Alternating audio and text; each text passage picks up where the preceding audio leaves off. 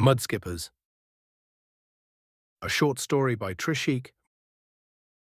Brothers Kaada and Marty were abandoned as babies on the muddy banks of the river Ganges in the Shova Bazaar area of nostalgic North Kolkata. While some thought them to be the unwanted seeds of a prostitute from neighbouring Shonagachi, Asia's largest flesh market, others believed them to be demigods, sons of the goddess Ganges herself. It was a wet and cold August night in 1980. Chandrabanu Pal, a local idol maker, was on his nightly rounds collecting a special kind of glistening river clay for his unique idols. This special clay could only be found at particular spots, where mudskippers wiggled and aired it to an ideal texture, most suitable for the master's sculptures. On that chilly moonlit night, while searching for this very precious clay, Chandrabanu saw something on the muddy riverside that would change his life forever. He spotted two creatures that looked like skippers shimmering in the lunar hue on the cold clay banks. On closer inspection, what he saw transformed his solitary existence perpetually. Crawling towards the water were two infants, maybe a few months old, smeared in clay with bubbles frothing from their mouths and nostrils. The twins, with their freaky leathery skin, looked more like mare babies rather than human offsprings. Being a dedicated worshipper of Lord Hanuman, Chandrabanu had vowed to remain a celibate forever. He had never, even in the wildest of his dreams, thought of starting a family. However, that night, something touched his heart, and the devout bachelor became a devoted father for life, without having to take in a wife. He lifted the infants in his arms as they screamed and cried, burying their faces deep in his bosom. He made up his mind to raise them as his own. It seemed like the goddess Ganges had finally blessed him with something more than his precious clay. It was clear from the very beginning that the brothers had some deep and mystic connection with water. They swam instantly like little fishes when Chandrabanu had dipped them in the river for the very first time to wash away the mud from their bodies on the night he had found them. As time passed, the boys grew big and fast. Their slippery skin and enormous chests gave them a freakish appearance, which most strangers found quite disturbing. However, those who knew them did not mind the bizarre looks and prankish misdeeds, but much appreciated their loving nature and large hearts. Growing without a mother, the brothers had much more freedom than most of the other kids of their age, and they used it to the fullest. The river was their mother. It was their life. Though Chandrabanu got them enrolled at the local Shova Bazaar Anglo-vernacular school, the brothers barely managed to study. Their interests, however, lay in the river and its million pursuits. Fed up with their poor academic performance and constant wild attics, Chandrabanu would often curse the boys to get lost in the river from where they had come and to never return again.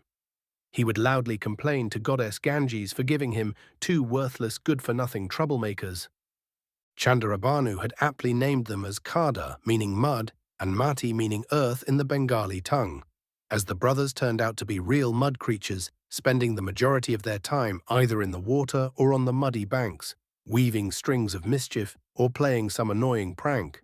Over time, the boys became masters of the river, right from diving from a speeding ferry in mid-river only to climb onto another coming from the opposite direction, to more than 10 minutes of deep river dives to salvage unique shells and conches to decorate their father's unique idols. They had mastered it all.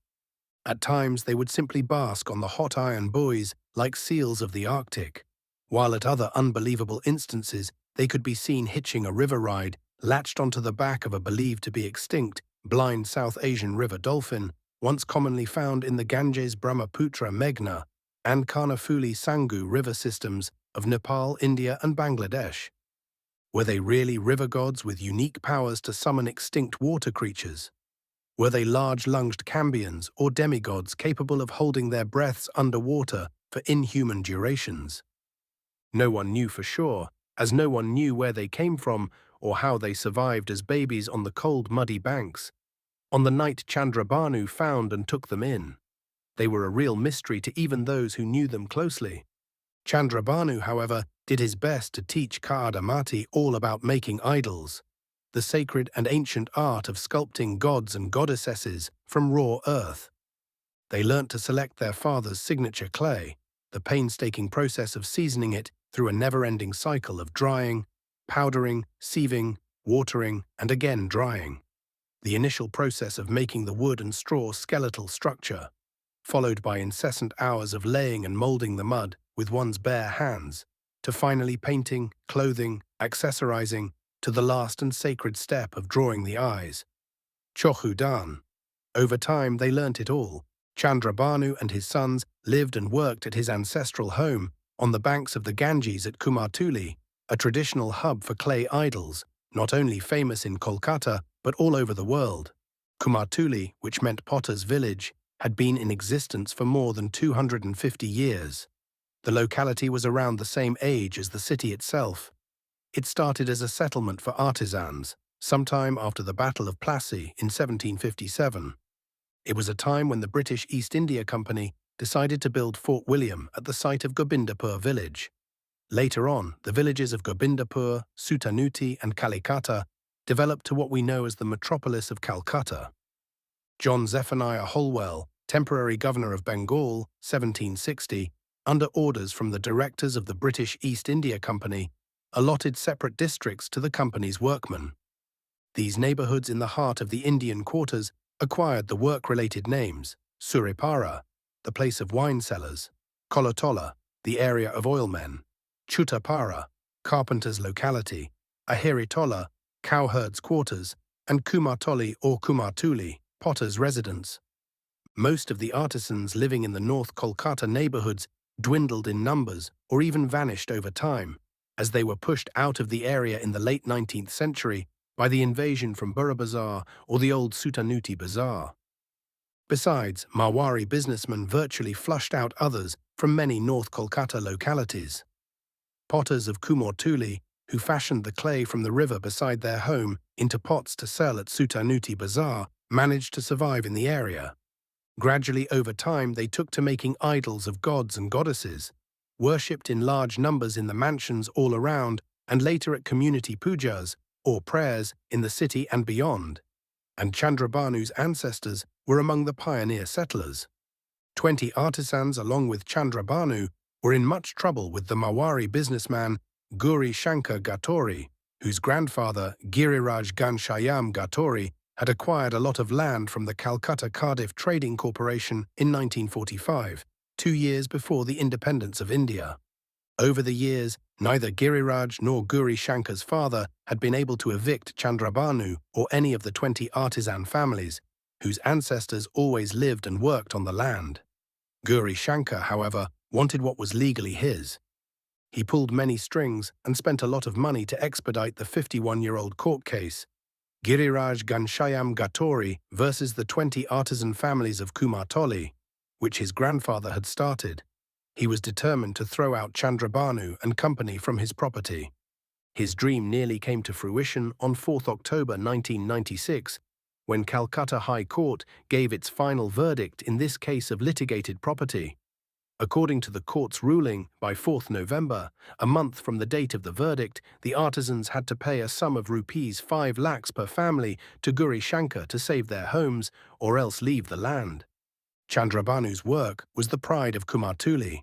However, in recent years, modernization and technological advancements had brought in many alternates. Artists like him were becoming a dying breed. Their income had dwindled. Their slow, painstaking and meticulous art was no match for faster and cheaper industrialized factory-like idol making. The times were challenging, and the situation was tough. Chandrabhanu was yet to find a customer this year. All his older clients were going in for cheaper alternates. Ideally, he had to get a customer at least a year in advance, for it took him around 12 months to mold a single masterpiece, and he would not make more than one in a year, or speed up or compromise his process in any way.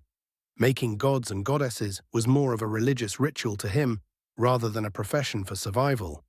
For molding his masterpieces, Chandrabhanu did not rely on the Roman calendar.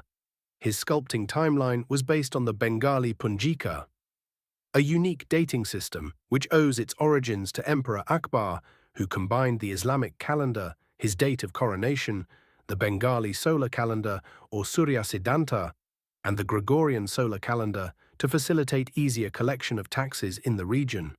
And according to this sacred reference, it was time for Chandrabhanu to start casting this year's idol, or else he would miss the deadline. Several doubts raced through his mind, various specifications and little details, which had to be very precise to the customer's liking, could not be customized without having a prior insight into the buyer's mind. How could he build something which no one might ultimately want? He worried about his dying livelihood, his ebbing home, and Kadamati's uncertain future. Chandrabanu twisted and turned in his bamboo charpoy. 28 days had passed since the court's ruling. Despite all their efforts, the artisans had been unable to gather enough money to pay off Gauri Shankar's debt. Tomorrow he and the other families would have to leave their homes, as it was impossible to get the required money by the end of the day. The master could not sleep. Suddenly the wind seemed to have stopped. Like the calm before a storm, even the nightly sounds damped into an eerie silence. Looking down from his bed, he tried to check on the twins, who usually slept on the earthen floor a few feet away from their father. They were, however, not there. With a sudden heaviness in his heart, Chandrabanu got up from his bed. Somehow he felt very uneasy. His throat felt very dry. Droplets of sweat trickled down his forehead. Suddenly he became disturbingly worried about the twins. It was a night very similar to the one when he had found them on the murky shores 16 years ago. Unable to contain his anxiety, Chandrabanu went out looking for Kadamati. Treading the bank frantically, he shouted out their names. Alas, there was no response. From one location to the other, he visited all the usual spots where the brothers hung about, but could not find them. After 2 hours of inexhaustive search and out of breath, the concerned father almost gave up hope and sat on a boulder on the shore. He kept on thinking, where could have the children gone? Though extremely boisterous and full of mischief, the boys had never gone missing in the middle of the night. Chandrabanu's mind kept on wandering till his eyes fell on 2 large pot-like objects on the muddy banks. Curious, he got up from the boulder to have a closer look.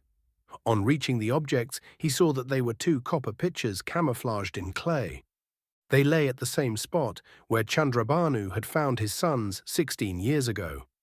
As he removed the mud covering the mouths of the copper pitchers, his eyes dazzled from the blinding sparkle of what lay inside. He was both shocked and overwhelmed with the contents. Glittering in the moonlight were solid gold mohurs, coins, filling the jars to its brim. Their financial worth was unfathomable to the humble idol maker. Besides the jars were footprints going in and out of the water. With great difficulty, he carried the jars back home and called in his neighbors at the break of dawn, telling them about what happened during the night. They were thrilled, as the coins were more than sufficient to pay off Gauri Shankar, plus sustain each of their lineages for generations to come. Though there were shouts of joy and celebrations among the artisans, somewhere deep inside they were filled with an uncertain sorrow. For no one knew what happened to Kadamati. However, what they knew for certain was that the brothers were responsible for the gold. Had they found this treasure buried in the river and drowned after salvaging 2 pots and going in for more?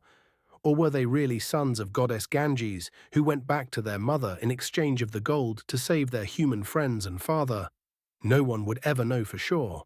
Mysterious was their beginning and their end too. The end.